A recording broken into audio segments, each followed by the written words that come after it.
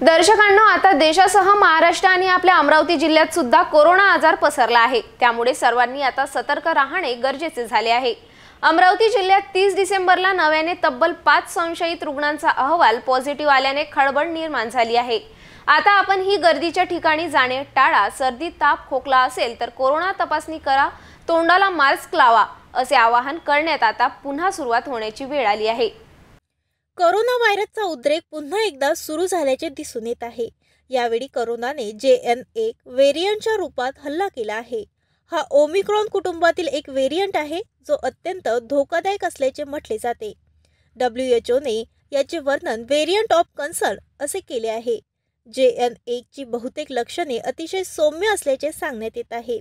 ताप, खोकला, नाक वाहने, घसा खवखवणे, अंगदुखी आणि थकवा इत्यादी ही लक्षणे फ्लू सारख्या इतर श्वसनाच्या आजारापेक्षा वेगळी नाहीत।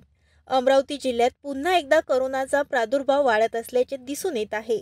गुरुवारी 28 डिसेंबरला 5 नव्या कोरोना बाधित रुग्णांची नोंद आरोग्य प्रशासनाने केली आहे।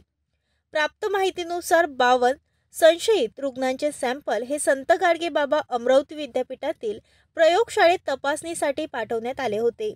यातील 5 रुग्णांचा अहवाल म्हणजेच 10% रुग्णांचे अहवाल कोविड पॉझिटिव्ह आढळून आला आहे।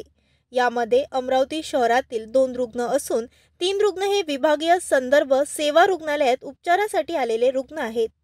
यातील एक महिला रुग्ण अकोला जिल्ह्यातील असल्याची प्राथमिक माहिती आरोग्य विभागाकडून मिळाली आहे।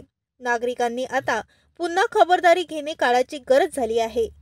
आता जर आपण सतर्क झालो नाही तर पुन्हा मागील सारखी भयानक स्थिती आणि नंतर लॉकडाऊनची वेळ येऊ शकते।